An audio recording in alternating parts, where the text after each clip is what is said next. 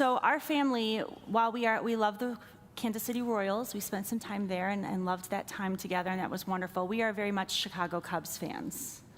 Love us. Hopefully you like us because of being Cubs fans. Hopefully that's not an issue.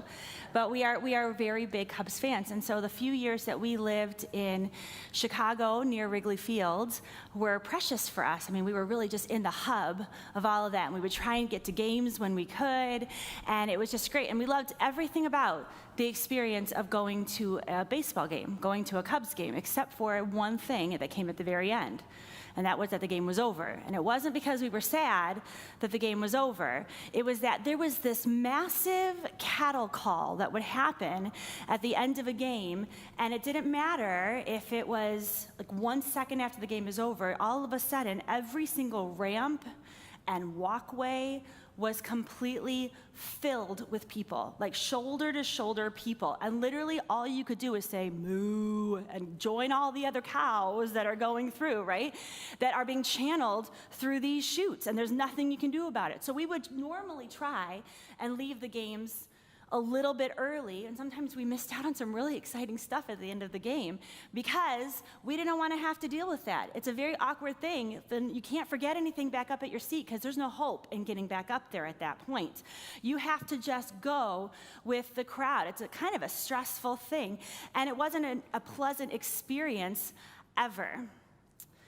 And the thought was, is if you ever forgot something, what you'd have to do is go all the way down with the group, wait till they all left, and then go back up. So you never wanted to forget anything at your seat. And because it wouldn't be worth trying to go against the crowd. I mean, have you ever been in one of those situations where there's one person going the other way? Everybody kind of looks at them in a snarky way, and it's just so uncomfortable. It's weird, it's tense for no reason at all, except people going in different directions. But it is. I want you to hold on to that concept of a mass amount of people being channeled in one direction, and here you are trying to go the other way. What that feels like. It's uncomfortable. Hold on to that. Do you think you might see how that concept, that visualization, that feeling might relate to the passage today? Daniel and his friends, when we first heard their story in Daniel 1, they are teens. And they are taken captive and sent to a place that doesn't know anything about their God or about their ways, and they don't care, or their people. And they're surrounded by people who don't believe in what they believe in, who don't live the way that they live. And they are far from home, and they're far from all of their spheres of influence, their parents, their mentors, their teachers, the ways of life that would shape them. That stuff's kind of gone at this point. Everyone around them is going this way. But because of their faith in God, he is saying, no, you got to go this way, against the tide, against the crowd. And the thing is that uncomfortability, that tension, that feeling of like, oh, I got to shoulder my way through, it doesn't get easier as they get older. It becomes more life-threatening for them as they become adults. The pressure is high. So let's talk about pressure because I think it's important to call it out where we see it in the story. The pressure to compromise, to bow to other gods, to worship things that are not of God will be great. It was for them, it will be for us. It will be until the kingdom is completed and Christ returns. Worshiping things that are not of God will be great. It'll be uncomfortable. It's going to hurt. Sometimes it's going to be awkward. When we stand for Christ, we are standing as if in a crowd that's going the opposite direction, and we're just trying to keep standing firm. But God, he desires for his children to do that, to do just that thing, to be people that are known as people of conviction, people of faith. And the world that is marching in a mass towards doom, whether they say it or not, are desperately looking for people to walk the other direction. Because what happens, think about that. If you're in this crowd and you're going this direction, what happens when someone starts going the other way? People, their eyes were down and they're looking up. Now, they may not be happy as they're looking up, but their eyes are up. They're looking around. Where is that person going? Why are they going that direction? Even if it's just for that, just to get people to look up and realize how crazy it is to go that way, they might be inspired to come along with you. This passage focuses on Shadrach, Meshach, and Abednego, and it doesn't mention Daniel. We don't really know where he is. He might be serving in another part of the kingdom at this point. They're adults and they've got responsibilities, but we don't know. But we know that Daniel, along with these three other friends, these three guys, they have been serving in King Nebuchadnezzar's kingdom for some time now. They are adults, and they've been given promotions, and they've been given status. They have people who answer to them and who depend on them. It's not just, I'm just responsible for me. I'm responsible for lots of people. And maybe because of their status, because of just the high level of service that they had provided, there hadn't been too many points of tension between Daniel 2 and Daniel 3, why this is the next story we hear. We don't know. But maybe that's because things were smooth sailing for a little while. You do well, you serve well, people a lot of times leave you alone, but not always. And so we see here this problem. But something culturally is happening in their context during this time of Daniel 3. You see, years before, in Daniel 2, and Corey talked about this last week, the king had a dream, right? He had that big statue and the head of gold and all these other elements that were a part of it, and Daniel explained it to him. And Daniel explained, King, you are the head of gold. And I think that's all the king heard. Because Daniel kept going, well, then this is going to take over that, and then this is going to take over that, and eventually all of these temporary things will be demolished. I think the king stopped listening because he heard head of gold, and he said, that sounds pretty great, right? And he sat on that. Oh, a head of gold. Maybe it looks like my face. What does that look like? And he sat on that, and he pondered that for years. And then years later, he was going back to Jerusalem. The first time he went and got captives. Now he's going back again. And he's going back to bring the remaining captives and to destroy the temple of this one true God. And so in his mind, he's got this idea of a head of gold, this great statue, and he's going there and he's destroying this God that Daniel said was so great. He's destroying his temple, his house, and he's thinking, maybe I'm a lot more than a head of gold. Maybe I'm the full picture. Maybe I'm the full statue. And he's feeling pretty good about that. I'm much more. I'm the whole body. Look at me now. And this is all just in my imagination. I mean, we all think of different, we don't really know exactly his motives, but this is where I see it going. He builds this massive statue, 90 feet. Think how big 90 feet is. I mean, with shoes on, I'm about 6 feet. So that's a lot of me's, right? That's at least, well, I'm not going to do the math because I'm terrible at math, but it's a lot of me's, right? And think about 9 feet wide. That's a really big statue. And think about this too. Building projects take a long time. So to build a 90-foot statue and then overlay it with gold and then carve it and do all these things to make it look the way it's supposed to look, that's going to take time. And I kept thinking about Shadrach, Meshach, and Abednego looking out their window as this massive thing is being built, and they know what's coming. There's no denying, this is not a building. This is a statue. It looks like all the other idols that have been built. They know what's coming, probably for a long time. So they're having to prepare their hearts and minds for what will be happening. It's going to be hard to miss that idol worship is going to reign. And then the king, it finishes, and he plans this gigantic worship service. I mean, he has the best of the best. And everybody's there, all of the instruments, all of the singers, everyone, and he's basically inaugurating in a new religion. So what are the pressures that we feel in the beginning of this story? There's an emotional pressure. Who here has ever watched a commercial or a movie or a TV show or whatever, and the music starts playing and it hits right at the right moment and your heart just starts beating faster? Or, I mean, like, think about Jaws without da-da-da-da. You're like, it's dumb, right? The music adds this anticipation, this emotion, this feeling. And so I think that Nebuchadnezzar, he's a smart guy. I want them to buy into this, but I'm going to play on all of their senses to just kind of sweep them up in the moment so that they will worship me. If you're a good composer of a soundtrack, it should bring the audience to a new place. And so there's this emotional pressure to just worship because it's beautiful. All the music is swelling, the sun is glinting off the gold, and it's so easy to just get caught up in the moment. And then there's positional pressure. There would have been this massive crowd, all going in one direction, all doing one thing. Your friends, the people you work with, the people you chat with, the people who are like your extended family. Everybody was doing it. It wasn't just the cool kids, it was everybody, right?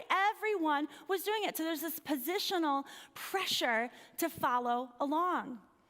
And then there's even government pressure. We talk about biblical submission under authority and what that looks like, unless what?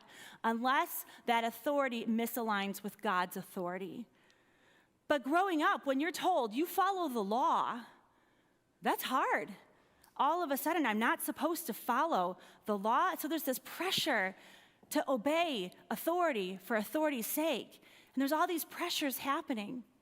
But what do we know? We know that the pressure on God's people to bow down to things and other people that are not of God is going to be great.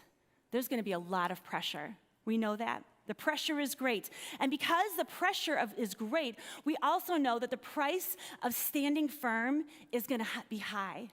It's going to cost us. Integrity, conviction costs something. We see that in Daniel 3:12, this concept of the price. If you want to look there, Daniel chapter 3, verse 12. The Chaldeans talk to the king. There are certain Jews whom you have appointed over the affairs of the province of Babylon, Shadrach, Meshach, and Abednego. These men, O king, they pay no attention to you. They do not serve your gods or worship the golden image that you have set up. I kept thinking, why would these guys do this? What jerks, right? Like, they're just being jerks. Like, why would they do this? And perhaps they're jealous. Perhaps they're bitter that over and over again, integrity of these men, Shadrach, Meshach, and Abednego, and Daniel, that these men had won out and they had gotten status and placement and privilege over them. Why is that? That's not fair. And so it bubbles up in them, and now they are jealous and they are angry and they have rage. Guys, we have to remember and be prepared that the price of remaining faithful is going to match the pressure. They're both going to be a lot. When we choose to live for Christ, when we choose to stand firm in our convictions and faith, people are not always going to respond well to it. Sometimes they might be angry. Sometimes they might ignore us or say hurtful things or mock us or criticize, or they talk behind your backs. Did you hear what this person said, what they believe? Can you believe that? And that hurts. It plays on our emotions. It's an emotional cost. It hurts us. An emotional pressure, but an emotional cost. And besides that price, there's a positional price. We might not get that job because we stand firm for Christ. We might not get that opportunity. We might not marry that person. We might not have that friend because of our convictions. It costs. And in some ways, there's also a price under worldly authority in places in our world. Living firm in Christ, standing for Christ, will cost your life. It will cost your rights. So we know the pressure is high and the cost is great. What was the price for these three? They were mocked. They were talked about behind their backs. Their anger of the king, they'd had a good relationship, not so much anymore. And not just the loss of their lofty positions, but more so the loss of their lives. That was their cost. So if it hurts so much, if it costs so much, why not just bow? Why not? Well, in verses 13 through 15, the king he gives them a second chance. He goes, I'm going to say it one more time. I think I heard a rumor that you guys weren't bowing, and I'm just gonna flush this out. And this is your chance to be able to do this. I'm going to tell you again. Otherwise, your fate is certain. Verse 15 ends with the king saying, and who is the God who will deliver you out of my hands? Shadrach, Meshach, and Abednego in that moment, they have some choices. They do have choices. And there are a lot of things that they could do or say to make excuses for why it's okay to bow. Think about these ones. Have we ever heard these? Or maybe we've said these about some of our choices. It's a physical act, not a spiritual one. How about this one? God is going to forgive if I just do it once. Or the king has done so much for us. Don't we just owe him this respect? All we're doing is just showing allegiance and thanks to the guy that's just done so much for us. Or this is a cultural thing. We're just following the customs of the land. We don't want to be rude. Or who is it really hurting? Or how about this one? If we die now, who will stand for God after us? That's hard. And I think that a lot of times we make some of those excuses too, to get us out of that painful feeling of the group going this way and we're trying to go this way, that painful tension of going against the tide, so that we don't feel the awkwardness of all the eyes of judgment on us. And we say, is it really that bad? It's okay if I blend in. Who's it hurting anyway? But we know that it hurts the heart. The Lord is after the heart. And while bowing down might have been a physical movement, it's truly the heart that is the thing bending. A heart that is weighed down and compromised cannot function properly. It cannot beat the way it's supposed to in the way that God has designed for us to. Now, in a few moments, I want to look at how these three men responded, and I think it's some of the most powerful verses in Scripture around verse 16. But first, I want to move past that. So if you look back in Daniel 3, and I want to look at the outcome of faithfulness. I want to get to the good stuff. We know as believers that the pressures to be unfaithful are great. The price of faith and integrity is high. So why stand firm? And this is what we're going to read, because the promises of God are sure. He is faithful. The pressures are great, price is high, but the promises are sure. He will not disappoint us. Go with me to Daniel 3, starting in verse 19. And it's a bit, so I'm going to kind of fly through this, okay? But we're going to get through this in the end, because I want you to hear this whole chunk, and then we're going to talk about the promises. Starting in verse 19 of chapter 3. Then Nebuchadnezzar was filled with fury, and the expression of his face was changed against Shadrach, Meshach, and Abednego, because they said, we're going to do what we're going to do. He ordered the furnace heated 7 times more than it is usually heated, and he ordered some of the mighty men of his army to bind Shadrach, Meshach, and Abednego and cast them into the burning fiery furnace. Then these men were bound in their cloaks, their tunics, their hats, and their other garments, and they were thrown into the burning fiery furnace. Are you hearing some repeated words? Bound, binding, fiery furnace, all right? Because the king's order was urgent and the furnace overheated. The flame of the fire killed those men who took up Shadrach, Meshach, and Abednego. And these 3 men, Shadrach, Meshach, and Abednego, fell bound into the burning fiery furnace. Then King Nebuchadnezzar was astonished, and he rose up in haste. He declared to his counselors, did we not cast 3 men bound, again, into the fire? Did we not cast 3 men bound into the fire? They answered and said to the king, true, O king. And he answered and said, but I see 4 men unbound, walking in the midst of the fire, and they are not hurt. And the appearance of the 4th is like a son of the gods. Then Nebuchadnezzar came near to the door of the burning fiery furnace, and he declared, Shadrach, Meshach, and Abednego, servants of the Most High God, come out and come here.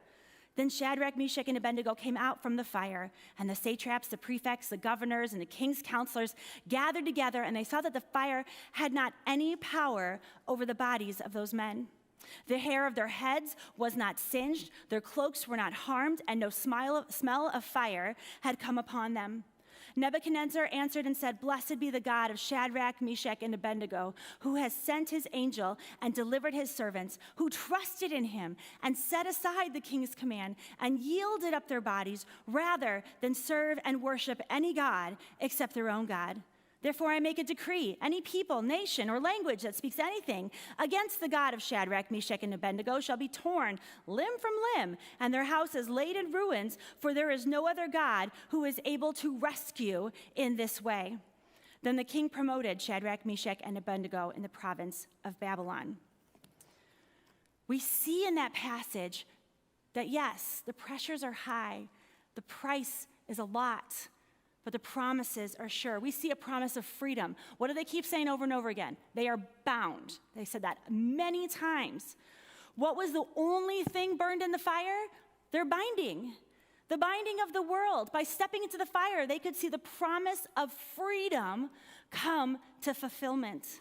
They were free to walk in the boundary lines that God had provided. Galatians 5:1 says, it is for freedom. That's the purpose, that God sets us free. For freedom, Christ has set us free. Stand firm and do not let yourselves be burdened again by a yoke of slavery. Be free because I set you free. The only thing burned on them was what the world put on them. In the fire, they are free indeed. And listen, God doesn't put out the fire. He doesn't remove them from it or prevent them from falling from it, for falling in. What does he do? He makes it the impossible act of walking in fire become possible. He does a miracle. They were freer in the fire than they were outside of the fire, because in the fire, they were with God. So we know that he has a promise, I will set you free. In the fire, we see God's promise, I will purify you. They are not consumed, but rather refined, like gold brought to high heat. When I used to be a teacher, I used to teach third grade, and we'd go in geology and we'd talk about the different kinds of rocks, and I always had different chants to go with different things to help the kids memorize stuff. And so when we get to metamorphic, I'd say metamorphic, and they go squeezed and heated. And it worked for them because they remembered that concept. And it's simple, but the basic idea of that kind of rock is that over time, under a lot of heat, under a lot of pressure, that rock becomes something completely new. It's not a more pure version of that rock. It's a completely new rock. Now, if you know things about rocks and I'm wrong, then I've been teaching third graders wrong for a long time, and just go with it, okay? But it's that concept that God promises in the fire, through the pressure, it may be uncomfortable, to purify us, not into a better version, not a Heidi 2.0, but a completely new creation in Christ that looks like him. And he promises to make us a light. In the fire, we become a light for him that others can clearly see. I mean, there was no denying it. In the fire, what was happening? We are illuminated in his glory. What's going to show up in the dark of night? A lump of cold coal or a smoldering ember? God's glory was undeniably witnessed through the light of Shadrach, Meshach, and Abednego and their faithfulness walking in the fire. You couldn't miss it.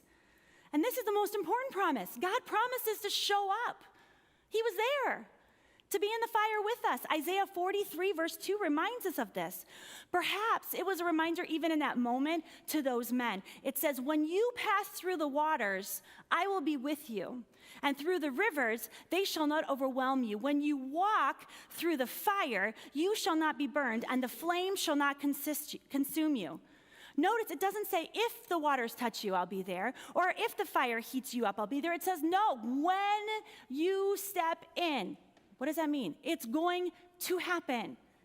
But what does he also say? I will be there. Guys, Christ went through the fire long before we ever did. He knows, and he's there for us. We see that clearly in this passage. It's a picture of Emmanuel, God with us. God's going to stand with his people. He was going to be in community with his people in their troubles. The fire cannot consume those who are united in faith in Christ. We will not be destroyed. In fact, they are places of opportunity to have the closest communion with the Heavenly Father. He will walk with his beloved in whatever they are called to endure. A few weeks ago, Kelly and I were talking. We were talking about my parents, and she was saying that through the whole journey of my mom's Alzheimer's, it was really precious to watch my dad walk with my mom. Because the whole time he would be there and he never left her side. She was still is, his beloved. And it was this beautiful picture of living out covenant love, that I will walk with you, I will guide you, I will be your hedge of protection in all times. Just stay with me, my beloved. God promises to be God, to be the great and mighty. He promises to do the great and mighty thing in each one of us for his glory and for our good. But this is the thing. Shadrach, Meshach, and Abednego had to decide if they believed that promise long before they felt the pressure or paid the price. They had to decide a long time before that. Because it takes courage not to compromise, and courage doesn't just happen. I want to be courageous, and I just am. It doesn't happen. We have to choose to be courageous. We have to choose to practice courage. We can't wait for the fire pit moment to decide if faithfulness is worth it. Because I'm telling you, if we wait until that moment to decide what we believe and if it's worth it, we're going to choose poorly every time. We're going to go through our list of excuses because we're not prepared for it. We have to decide now. Later, it's just too late. And so even in these moments, think about the things that you have decided. What have you decided to do? What do you believe? How is it changing your life? How is it changing the decisions that you make? How is it changing the idols or the things that get flashed in your face that's just saying, love me, choose me, put all your energy in me? How do we navigate through that? If you've never made that decision before to live for Christ, to trust in him alone, then not only are you carrying the power and the weight and the pressure of the world, you're also carrying the power and the weight and the pressure of your sin. You don't have to do that.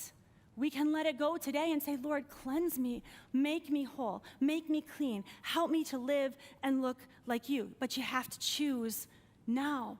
There's an urgency. We have to remain true and obedient to his word now. We can't get to it later. We got to choose now.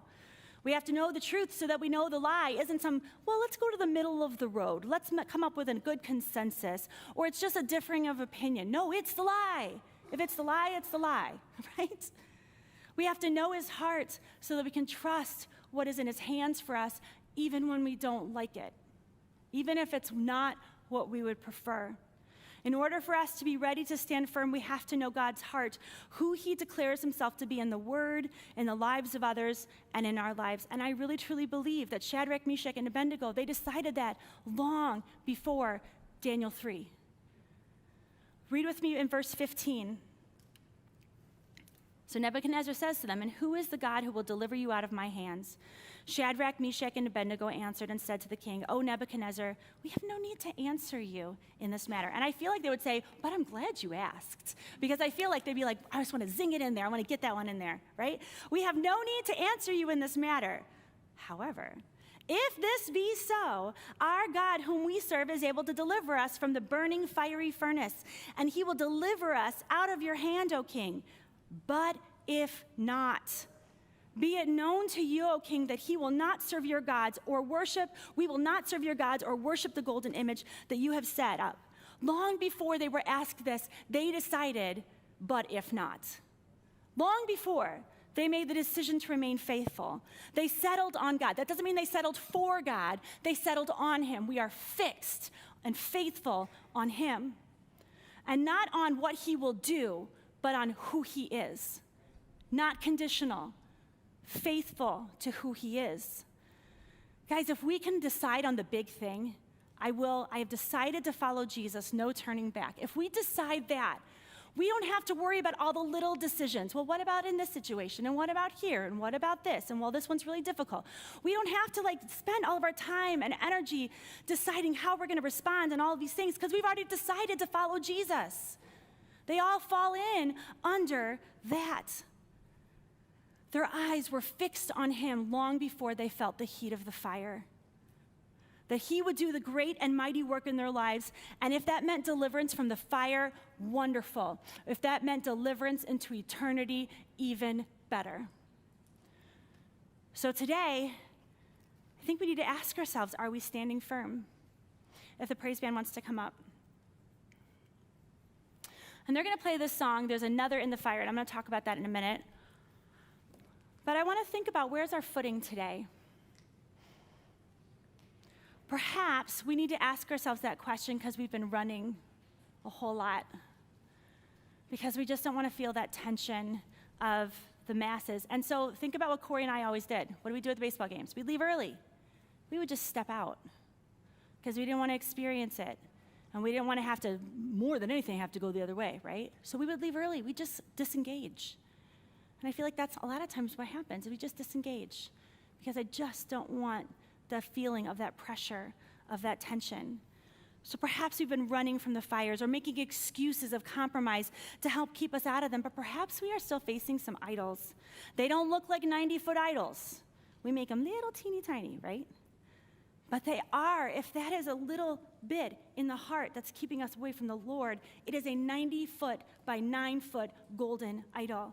When we sacrifice our time, we divide our headspace, our hearts, our energy, our resources to things and people that are not of God, that pull us away from being people of God. That is an idol. It's not teeny tiny. It's huge. We need to ask God to make them as clear and undeniable to us as looking out the window and seeing a 90-foot gold statue. We need to be able to see how ridiculous that is. I think the biggest struggle many of us face, though, is those 3 words, but if not, that conditional faith. God, I believe you can do this. I'm praying for this outcome, but if not, can we say that? The words, but if not, they are terrifying. They are hard to say. They don't come naturally. So if you wait till that moment to say, Lord, you can do this, but if not, it won't happen. You won't say it. You have to be practicing. You have to be living that way, choosing every single day. Lord, you do the great and mighty work in me. This is my desire. But if not this desire, more than anything, it'd be your desire, because that's better. It's not going to come naturally, but it's completely possible when we practice. We want a specific answer. Lord, I want this answer to my prayer. But if not, God, you are still faithful and you are still good. Lord, I want my life to go this certain direction. But if not, you are still faithful. You are still good. Guys, we may not know his plans and his purposes, but we can boldly stand firm and say, but if not, you are still faithful. You are still good when we know his heart. But you have to know his heart. You have to choose. I want to know you, that your heart is for me, your heart is with me, and it's over me. And so perhaps today it's time to just recognize where we're standing, where we're walking, what are we looking at? Spurgeon says, you must go into the furnace in order to have the nearest and dearest dealings with Christ. When you walk in the furnace, rest assured, Christ is already there waiting for you. Yes, the pressure is great and the price is high, but God's promises will stand. They are sure. Great is his faithfulness. Now we're going to sing this song, and it's more a song that Praise Band's going to sing to you as a worship time, as a response time. But I just want to pull out a few things that I want you to be focusing on in your prayers as we share this time together. Every time we have the chorus, the ending of it changes. And it's going to talk about another one being in the fire, but then it says, the first chorus says, and I should never, if I ever need reminding of how I've been set free, there is a cross that bears the burden where another died for me. Maybe you are at a point where you need to remember the cross. Maybe you need to see it for the first time. God's promises to free you. All of the things that the world wants to wrap you up with, he's saying, I'll take them away. Let you be free. You'll be freer with me than you ever were in the world. Maybe that's what you need to be praying for today. The chorus, the second one says, and should I ever need reminding what power set me free? There is a grave that holds no body, and now that power lives in me. That's resurrection power. So maybe we're ready to be standing, but we don't know how to walk in that direction, and it's terrifying. We need a power that is not of ours, a pure power that is not of ours. Lord, empower me today to stand for you. And the chorus 3, and should I ever need reminding how good you've been to me, I'll count the joy come every battle, because I know that's where you'll be, and that's the power of his promise and his presence. So maybe you have done this point where you know, I am free, I am empowered, and I just need to say thank you for being here. Thank you for being with me. And that is your response today. Thank you, Lord. Thank you. They're going to sing this, and I invite you just to take time and see where you see your face in the story. I know where I see Christ's face. He's in the fire, right? He's there waiting for us. Where are you? Where do you find yourself? What is God asking of you today? Because I know where he's waiting, and I know where his heart desires you to be, and that's right at his side.